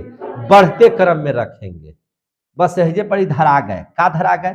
तो देखिए, सबसे पहले अगर हम लोग बात करें कि आप देख लीजिए आर्गन और पोटेशियम को, किसको देखिएगा? आर्गन और पोटेशियम को। तो आप देखिए ध्यान से, hydrogen, helium, lithium, beryllium, boron माने carbon, nitrogen, oxygen, fluorine, neon, sodium, magnesium, aluminium, है ना, sodium, magnesium, aluminium, silicon, phosphorus, गंधक, क्लोरीन, आर्गन। पढ़ते हैं कि नहीं? तो आर्गन आपको पहले मिलेगा और पोटेशियम आपको बाद में मिलेगा। यानी कि अगर हम बात करें तो आप इस बात को समझिए कि आर्गन आपको मिल जाता है कैवा नंबर पर? परमाणु क्रमांक में कैवा नंबर पर? 18 नंबर पर। कैवा नंबर पर? 18। आई कैवा नंबर पर मिलेगा? 19 नंबर पर। लेकिन आप परमाणु भार देखिए तो आर्गन का परमाणु भार है 40, अब पोटेशियम का परमाणु भार है कितना? 39। तो इस हिसाब से पहले तो रहना चाहिए था पोटेशियम को, बोल भी नहीं कर रहा है। इस हिसाब से आप देखिए कि जब परमाणु भार के कुछ है का, परमाणु भार के आधार पर जब आप आवर्त सारणी में तत्वों को सजा रहे थे तो सबसे पहले तो आपको नाम लिखना चाहिए था पोटेशियम का, चूंकि इसका परमाणु भार 39 है। और आर्गन को आना चाहिए था पोटेशियम के बाद, लेकिन आपने क्या किया? आर्गन को रख लिया पहले, अब पोटेशियम को कर दिया बाद में। तो भैया आप ही ने तो कहा कि हम परमाणु भार के आधार पर आवर्त सारणी बना रहे हैं, जैसे जैसे परमाणु भार बढ़ेगा वैसे वैसे तत्व सजाए जाएंगे। तो उस हिसाब से इसको रखते 18 नंबर पर, इसको रखते 19 नंबर पर, लेकिन आपके आवर्त सारणी में इसका परमाणु भार कम होने के भी बाद आगे के स्थान पर है। समझे कि नहीं? तो अपने नियम में फेल कर गए। अहिजे नहीं फेल किए थे, एक जगह ये और फेल कर गए। कहां पे फेल कर गए? तो आप देखिए कोबाल्ट और निकेल में। कहां पे? कोबाल्ट और निकेल में। आपको याद होगा कोबाल्ट कैवा नंबर पर है? 22 नंबर पर, है ना। आई कैवा नंबर पर है? 23। देखिए तो यही ना है, 26 27 है, 27 28 है। हालांकि उस समय 22 23 पर था। उस समय कितना नंबर पर था? 22 23 पर। उस समय सप्तत्व नहीं ना था। अब देख लीजिए कोबाल्ट का जो परमाणु क्रमांक है, उस समय की हम बात कर रहे थे जिस समय मेंडलीव थे, अभी की हम बात नहीं कर रहे हैं जो आप लोग फटाक फटाक बता रहे 27-28, हम उस समय की बात कर रहे थे। तो कोबाल्ट जो है सब आप देखिएगा पहले है, और निकेल जो देखिएगा वह क्या है, बाद में है। जबकि परमाणु भार देखिएगा तो इसका है 58.9 और इसका है 58.6। कितना है, 58.6। तो 58.6 वाला पहले ना आएगा जी, और 58.9 वाला बाद में ना आएगा। मुड़ी मत हिलाओ, मुंह से बोलो, है ना। 58.9 जो है वो बाद में आना चाहिए, अब 58.6 वाला पहले आना चाहिए। लेकिन यहां भी कोबाल्ट क्या हो गया, पहले हो गया, और निकेल क्या हो गया, बाद में हो गया। लोचा हो गया ना, कहीं ना कहीं गड़बड़ा ना गया। तो इस आधार पर यह अपने ही नियम का विरोध कर रहे थे, इसलिए लिखे कि अपने ही नियम का इन्होंने क्या किया, विरोध कर दिया। अपने बताया कि बढ़ते हुए परमाणु भार के क्रम में सजाना है, और बढ़ते हुए जब परमाणु भार के क्रम में सजाया जाता तो पोटेशियम को पहले और निकेल को पहले होना चाहिए था, लेकिन आवर्त सारणी में पोटेशियम और निकेल बाद में है। समझ में आ गई बात? अब समझ में आ गया बात? इन्होंने और कहां गलती किया सो देखिए। इन्होंने गलती किया कि समस्थानिक के स्थान का निर्धारण नहीं किया। अब यहां पे समस्थानिक के स्थान के बारे में कुछ नहीं कहा, तो सर समस्थानिक पढ़ाए नहीं है, समस्थानिक पढ़ाए हैं ना। क्या भाई, जिसकी परमाणु संख्या माने परमाणु का स्थान सेम हो, माने परमाणु संख्या क्या हो, सेम हो, लेकिन परमाणु भार जिसका क्या हो, अलग अलग हो, उसको क्या कहते हैं, समस्थानिक। नहीं पढ़ाए हैं? समस्थानिक को समभारिक पढ़ाए थे कि नहीं पढ़ाए थे? तो आयन, परमाणु, अणु या आयन, जब 9th क्लास का चैप्टर पढ़िएगा या 11th में पढ़िएगा परमाणु, अणु या आयन, तो उसमें आपको समस्थानिक और समभारिक पढ़ना है कि नहीं है? 11th क्लास में पढ़ना है, ठीक है ना। तो उसमें क्या है, जब परमाणु संख्या सेम, परमाणु का क्रमांक सेम, लेकिन उसका वजन, उसका द्रव्यमान, उसका भार अलग अलग हो, तो उसको हम लोग क्या कहते हैं, समस्थानिक। इसके बारे में इन्होंने कुछ नहीं कहा, इसके बारे में इन्होंने कुछ नहीं कहा। तो चौथी गलती भी हो सकती है।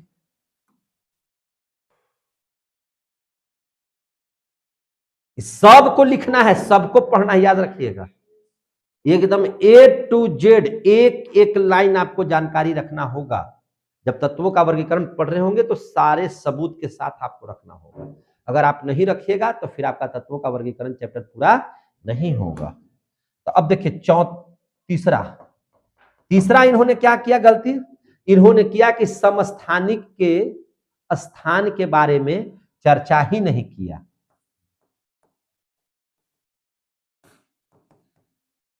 है ना, जैसे समस्थानिक के स्थान के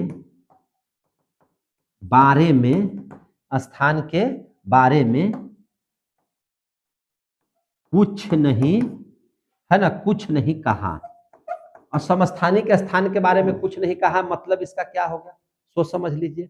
तो देखिए हाइड्रोजन है, तो हाइड्रोजन का कितना समस्थानिक है, 3।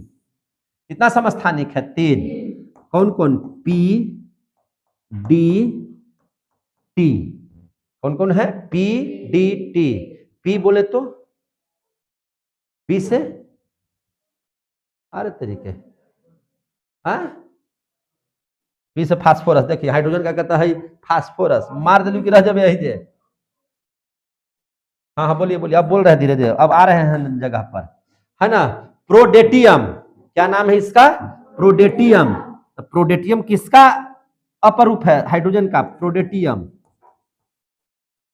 चलिए, और डी से क्या होगा, ड्यूटेरियम। नाम नहीं सुने हैं क्या? अरे D2O कैसे बनाते हैं, D2O भारी जल कैसे बनाते हैं, इसी से बनाते हैं। इसका नाम क्या है, ड्यूटेरियम। हाँ, अब आ रहा है समझ में। और टी से हम लोग क्या लिखते हैं, ट्रैक्टेनियम, ट्रैक्टियम, है कि नहीं। तो क्या क्या नाम हो गया, है ना, प्रोडेटियम, ड्यूटेरियम, ट्रैक्टियम। तीनों का नाम क्या हो जाता है, हाइड्रोजने होता है, H होता है, तीनों का नाम क्या होता है, H। तब H का परमाणु क्रमांक 1 है तो 1 ही रहेगा, लेकिन परमाणु द्रव्यमान बदल जाएगा। परमाणु द्रव्यमान क्या हो जाएगा, बदल जाएगा। इसका परमाणु द्रव्यमान 1, हाइड्रोजन का यही स्वरूप है। इसका परमाणु द्रव्यमान 2, इसलिए भारी जल का लिखते हैं D2O, है कि नहीं, इसका है कितना 3, तो परमाणु क्रमांक 1, लेकिन परमाणु भार क्या हो गया अलग अलग, तो ये हाइड्रोजन के 3 क्या हो गए समस्थानिक, हाइड्रोजन के 3 क्या हो गए समस्थानिक। तो हाइड्रोजन के जब 3 समस्थानिक हो गए तो इसके बारे में उन्होंने समस्थानिक के बारे में कुछ कहा ही नहीं, तो ये मिस्टेक हो गया। तो ये रहा मेंडलीव की आवर्त सारणी की असफलता के कारण। और जब कोई असफल होगा तो सफल होने के लिए नया चीज आएगा, तब इनके बाद आता है आधुनिक आवर्त सारणी। क्या आता है आधुनिक आवर्त सारणी। पहुंच गए आधुनिक आवर्त सारणी पर। अब ध्यान से समझिए आधुनिक आवर्त सारणी जैसे ही असफल हुए तब क्या आ गया आधुनिक आवर्त सारणी। अब देख लीजिए आधुनिक आवर्त सारणी को समझिए। आधुनिक आवर्त सारणी बोले तो क्या, तो आधुनिक आवर्त सारणी बोले तो आप ध्यान से समझिए क्या होगा, से समझिए ये होगा, देखिए यही है आधुनिक आवर्त सारणी, देख रहे हैं, देख लीजिए ध्यान से क्या है आधुनिक आवर्त सारणी। अब देखिए यहां पे इस तरह की जो सारणी जो था, ये जो आधुनिक आवर्त सारणी है, ये वाला जो सारणी आप जो देख रहे हैं, ये किसने बनाया था, बिट्टू सरगोह ने बनाया, हाँ मोसले ने बनाया। किसने बनाया, मोसले ने। यही है आपका क्या चीज, आधुनिक आवर्त सारणी। ध्यान से समझ लीजिए आधुनिक आवर्त सारणी के बारे में है कि नहीं है। तो देखिए सबसे पहले देखिए ले आधुनिक आवर्त सारणी को समझिए। सबसे पहले ध्यान से समझिए आधुनिक आवर्त सारणी। तो आधुनिक आवर्त सारणी periodic table of the elements, तत्वों का आवर्त सारणी है, तत्वों का आवर्त सारणी है। तो ये आवर्त सारणी कैसा आवर्त सारणी है, तो यह आधुनिक आवर्त सारणी, आधुनिक आवर्त सारणी है। ये इसका निर्माण किसने किया, मोजले भी लिखा हुआ रहेगा, कहीं नमवा की वजह से अंग्रेज न था सब, या मोसले भी रहेगा तो कोई दिक्कत की बात नहीं है कि नहीं। और इसका निर्माण कब हुआ, 1913 में, 1913 में कब हुआ इसका निर्माण, 1913 में। ये आधुनिक आवर्त सारणी कब बना, 1913 ईस्वी में बना। समझ में आ रहा है बात, हाँ 1913 ईस्वी में बना, याद रहेगा ना। और सब के सब जहां परमाणु भार को सब कुछ मान करके, किसको, परमाणु भार को सब कुछ मान करके काम कर रहे थे, वहीं पर मोसले ने परमाणु संख्या के आधार पर, किसके आधार पर, परमाणु संख्या के आधार पर है ना, तत्वों को सजाने का काम किया। तो आपसे अगर आधुनिक आवर्त सारणी के पहले की बात होगी तो सब के सब परमाणु भार को आधार बनाए, लेकिन मोसले ने आधार किसको बनाया, तो मोसले ने आधार बनाया परमाणु संख्या के आधार पर, मैंने परमाणु संख्या को आधार बनाया, परमाणु संख्या के आधार पर वर्गीकरण किया। किसके आधार पर, परमाणु संख्या। तो आपसे पूछा जाएगा कि आधुनिक आवर्त सारणी किस पर आधारित है, तो परमाणु संख्या पर आधारित है। परमाणु संख्या के पर लिख दीजिए ना, यह परमाणु संख्या पर आधारित है, यह परमाणु संख्या पर आधारित है। ये भी क्वेश्चन हो गया, बना दिए, आधारित है। अब आ गया समझ में। अब इसका सिद्धांत क्या था सो समझ लीजिए। अब मोसले का सिद्धांत देख लीजिए, इसने सिद्धांत कैसे बनाया, कैसे इसको सजाया, समझे कि नहीं, इस बात को ध्यान में रखिए। तो इसने जो सिद्धांत दिया, तो इसने सेम सिद्धांत दिया, किसके आधार पर, मेंडलीव के आधार पर। क्या सिद्धांत दिया, तो जरा सा समझिए इस मैटर को। इन्होंने क्या कहा था, तो देखिए एक मिनट, इन्होंने क्या कहा, देखिए मेंडलीव ने क्या कहा था, किसी तत्व का भौतिक गुण एवं रासायनिक गुण उसके परमाणु भार का आवर्त फलन होता है।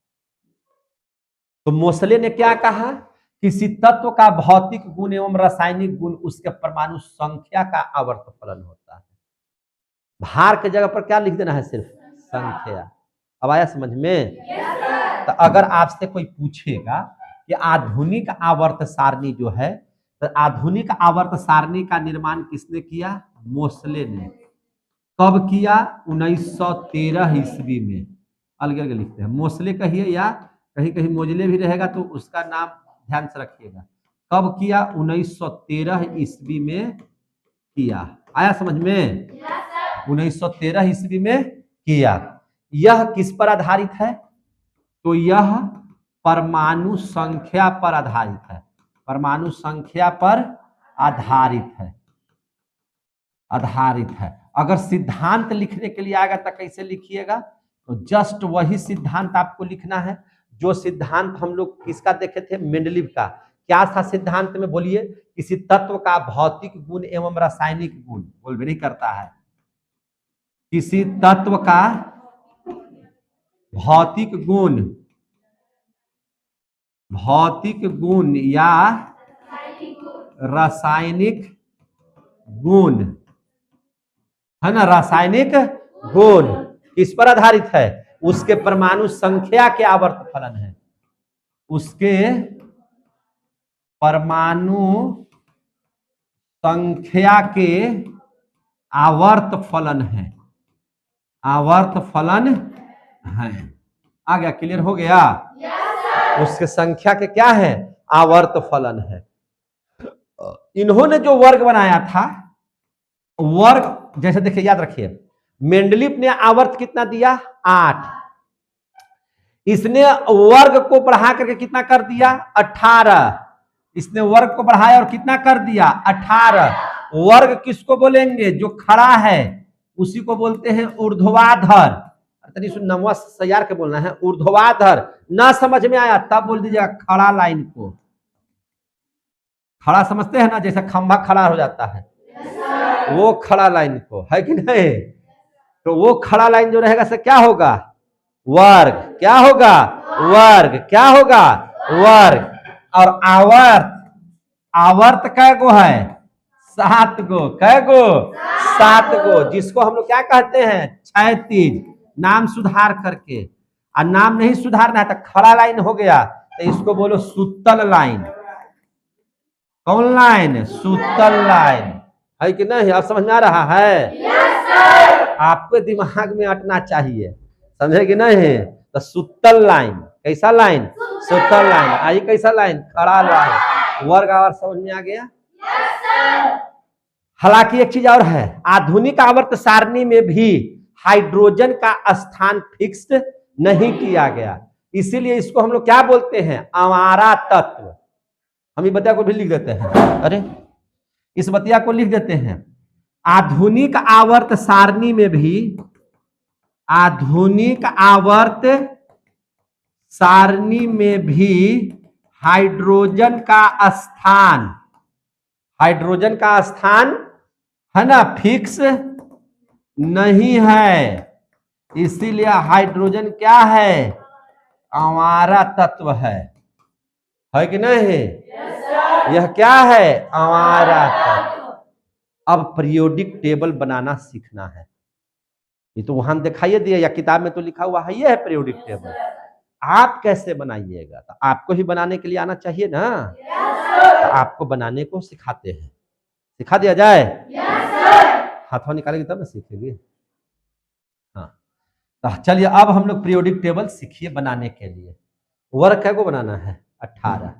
वर्ग कितना बनाना है? 18। देखिए एकदम मान के चलिए कि ये स्मार्ट बोर्ड नहीं है, ब्लैक बोर्ड है, और ब्लैक बोर्ड रहता तो कैसे बनाते वैसे बनाइए, ठीक है? तो ऐसे ही बनाते हैं हम लोग। देखिए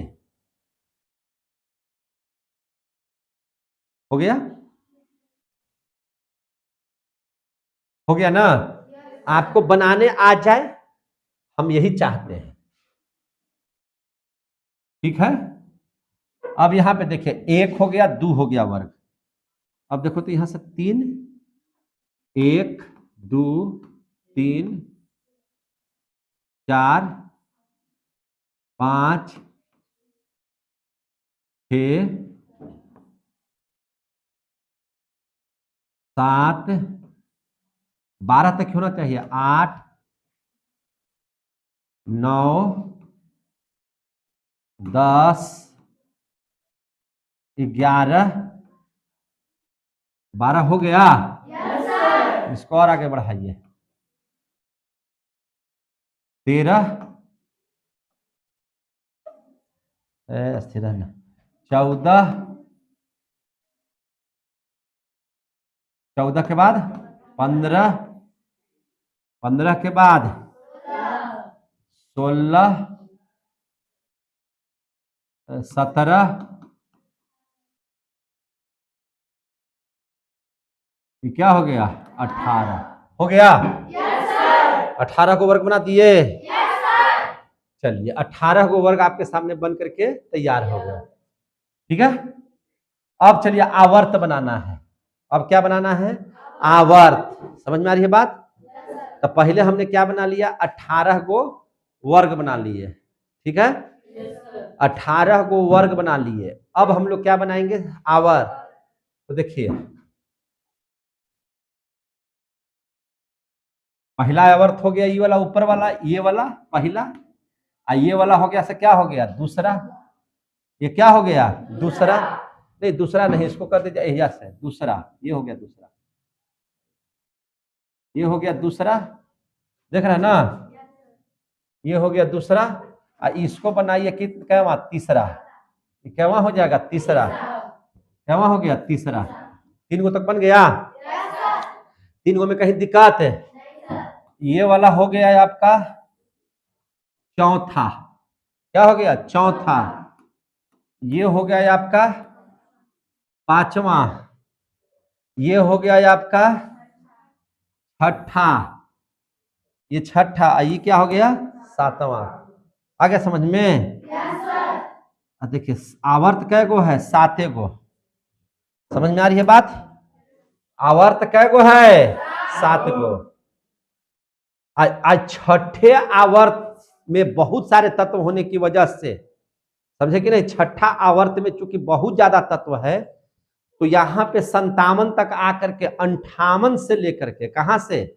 58 से लेकर के 71 तक जो तत्व है उसको अलग ग्रुप बनाया गया। क्या बनाया गया? अलग ग्रुप। 14 तत्वों का यहाँ पे क्या बनाया गया? अलग। इस तरह से अलग बनाया गया। क्या बनाया गया? अलग। देख रहे हैं ना? इसको क्या बनाया गया? अलग। क्योंकि 57 नंबर पर है लेंथेनाइट। क्या है? लेंथेनाइट। इसलिए इस ग्रुप को कहा जाता है लेंथेनाइट्स ग्रुप। ऊपर वाले को लेंथेनाइट, लेंथेनाइट्स। और कैवा आवर्त का है? छठा आवर्त का है। इधर देखना रे, छोड़ना उसको भी। ये कैवा आवर्त का है? छठा आवर्त का। हम पढ़ा देंगे बात, देखी रहना। समझ में आ गया बात? ये जो 7वां आवर्त है, तो चूंकि एक यहां से क्या हुआ है समझिए ध्यान से, 89 नंबर में है एक्टेनाइट। क्या है? एक्टेनाइट्स। तो एक्टेनाइट्स 89 के बाद 90 से है। कहां से है? 90 से। और 90 से लेकर के अभी तक 103 तक उसमें दिया हुआ। कितना तक दिया हुआ है? 103 तक। कहां तक है? 103 तक है। तो 90 से 103 तक ये भी हो गया कितना? 14 को तत्व हो गया। 90 शामिल है तो 14 को हो गया ना। तो चूंकि एक्टेनाइट्स के बाद से शुरू हुआ है तो इस ग्रुप का नाम हो गया एक्टेनाइट्स ग्रुप। क्या नाम हो गया? एक्टेनाइट्स ग्रुप। समझे कि नहीं? तो ये लेंथेनाइट्स हो या एक्टेनाइट्स हो, यह कैवा कैवा आवर्त का है? तो छठा आवर्त का लेंथेनाइट्स, 7वां आवर्त का एक्टेनाइट्स है। तो आवर्तवा तो 7 गो रहेगा। आवर्त कै गो रहेगा? 7 गो ही रहेगा। समझ में आ गई बात? नहीं समझ में आया? 7 गो आवर्त रहेगा। वो 18 को क्या रहेगा? वर्ग रहेगा। समझ में आ रही है कि नहीं बात? समझ में आ रही है? चलिए अब इसको भरने के लिए सीखिए।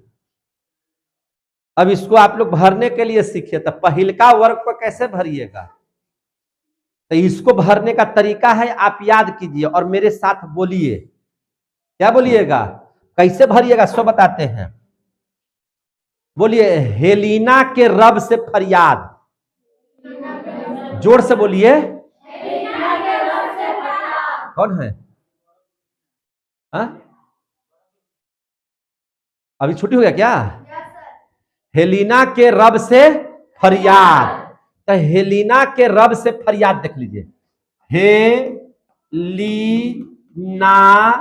के रब है ना से फरियाद, से फरियाद भरा गया। बोलिए ना भाई, हलीना के रब से फरियाद। एक हलीना से हाइड्रोजन, ह से हाइड्रोजन, लीना से लिथियम और सोडियम, ली एल-आई अन्ना Na है ना, तो हाइड्रोजन लिथियम सोडियम, के रब आरबी से सीजियम फ्रांसियम फरियाद, हलीना के रब से फरियाद, हलीना के रब से फरियाद। हो गया याद? पहलका वर्ग भर गया, पहलका वर्ग क्या हो गया? भर गया। हलीना के रब से फरियाद, याद रहेगा? अब दूसरा वर्ग को भरना है ना। अब क्या भरना है? दूसरा भरना है, तो कैसे भरिएगा? बेटा मांगे कार स्कूटर, बाप रोए। बेटा मांगे कार स्कूटर, बाप रोए। तब बेटा तब बीई, मांगे MG, समझ में आ रहा है ना? कार CR, स्कूटर SR, समझ में आ गया ना? बाप BA, समझे? और रोए तो RA, क्या है? रोए तो RA। बेटा मांगे कार स्कूटर, बाप रोए। हो गया? भरा गया? बोल भी नहीं कर रही है। बेटा मांगे कार स्कूटर, बाप रोए, भर दिए। 3 से 12 तक उतना इंपॉर्टेंट नहीं है, लेकिन उसको भी भरेंगे बाद में, बारी बारी से, है ना। बेटा मांगे कार स्कूटर, बाप रोए, हलीना के रब से फरियाद, पहलका वर्ग भरा गया। हलीना के रब से फरियाद भरा गया। बेटा मांगे कार स्कूटर, बाप रोए। हो गया? समझ में आ रही है बात? अब इसको छोड़ करके यहां से अब हम लोग भर लेते हैं, समझे कि नहीं? इसको भर लेते हैं कैसे? बैगन, आलू, गाजर इन थैला, मैंने थैला में बैगन आलू गाजर इन थैला, है ना, इन थैला। तो बैगन तो बी से क्या हो गया? बैगन। आलू तो AL, आलू से AL, समझ में आ रही है बात? तरीका है कि आप कैसे समझिएगा, समझे कि नहीं? कैसे भराएगा? तो बैगन, आलू और गाजर तो GA गाजर, इन तो IN, थैला तो TH, भरा गया। नीचे वाला जो है ना अधूरा है, इसलिए इसको भरना ही नहीं है, ठीक है कि नहीं? तो बैगन आलू गाजर इन थैला, बैगन आलू गाजर इन थैला, बैगन आलू गाजर इन थैला। हो गया? तो कोई दिक्कत? तो 13 भी आपका क्या हो गया? भरा गया। अब आगे भर दे। अगला हो जाएगा कहे सीताजी सुनो प्रभु। अगला क्या हो जाएगा? कहे सीताजी सुनो प्रभु, कहे सीता जी। हो गया कि नहीं हो गया? कहे सीता जी सुनो प्रभु, SNPP भर दिए।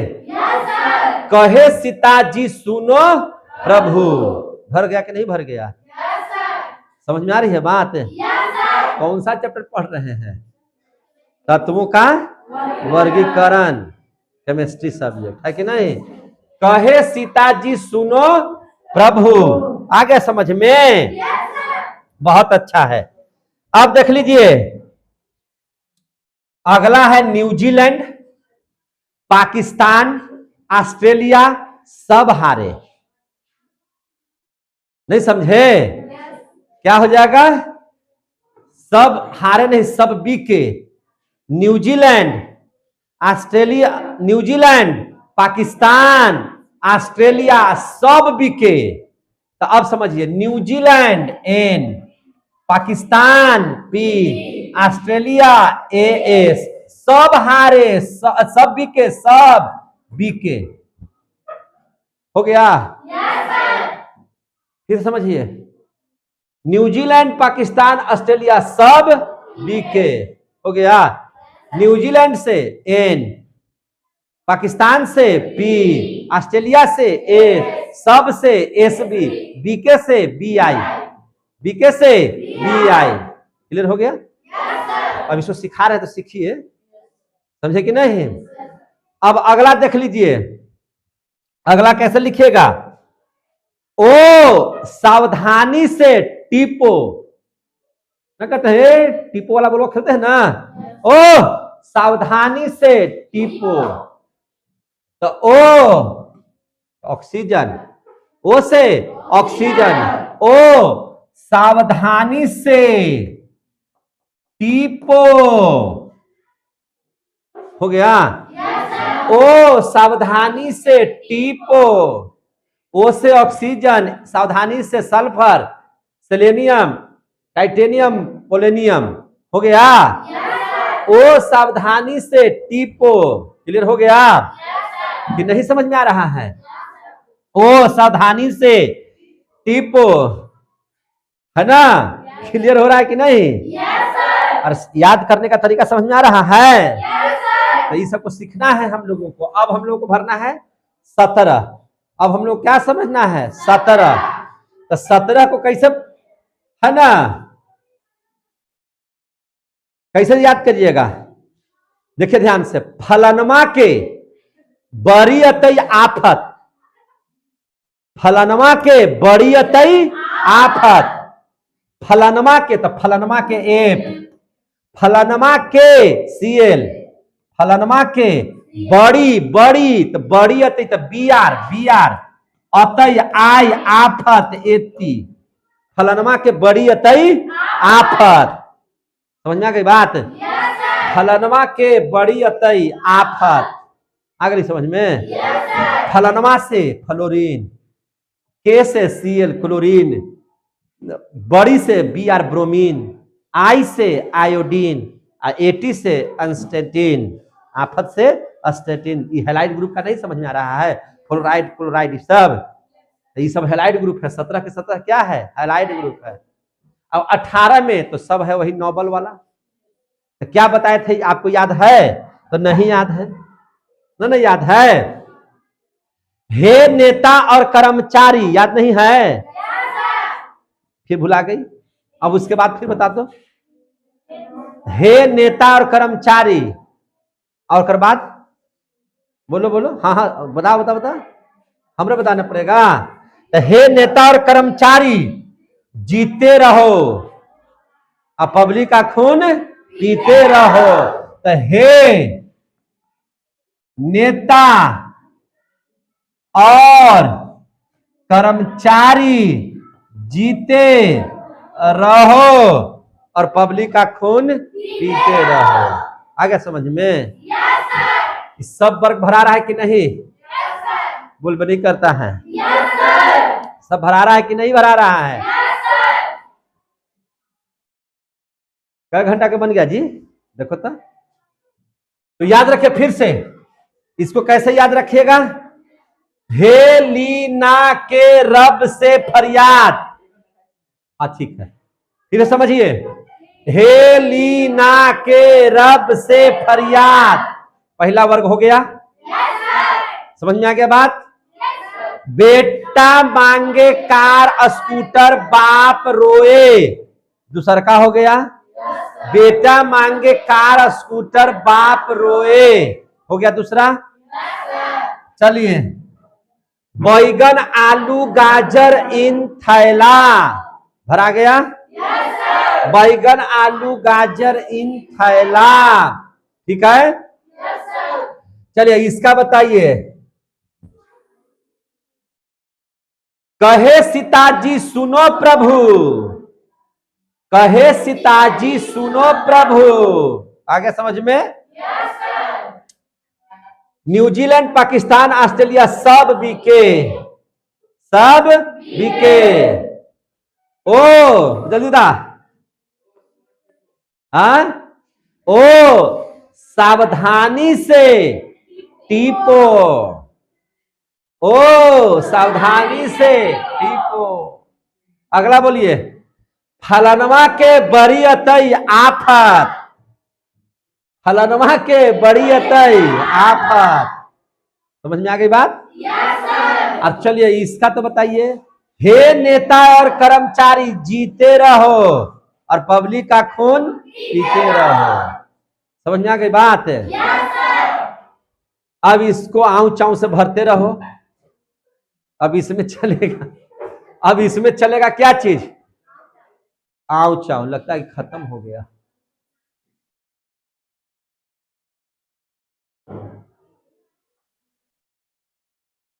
अच्छा इसको देखिए कैसे भरेंगे। स्कैडियम टाइटेन। अच्छा इसको भी ऐसे ही करके भर देना कि आगे से भर दे। इसको आपको याद करना पड़ेगा। इसको क्या करना पड़ेगा? याद करना पड़ेगा। अब लग रहा कि समाप्त हो जाएगा, नहीं टिकेगा, छोड़ दीजिए। इसको कल बता देंगे, कोई दिक्कत? चलिए तो इसको हम लोग कल बता देंगे। आज आप लोग यहां तक जाने, कल ही चैप्टर को कोशिश करेंगे कि समाप्त हो जाए। आज पहला पार्ट आप लोगों ने पढ़ा तत्वों का वर्गीकरण। कल आपको हम बढ़िया से इसको समाप्त करने की कोशिश करेंगे। कल अगर नहीं समाप्त होगा तो एक पार्ट और बनेगा, मुश्किल से मुश्किल 3 पार्ट, नहीं तो कोशिश करेंगे कितना पार्ट में? 2 पार्ट में ही समाप्त कर दें।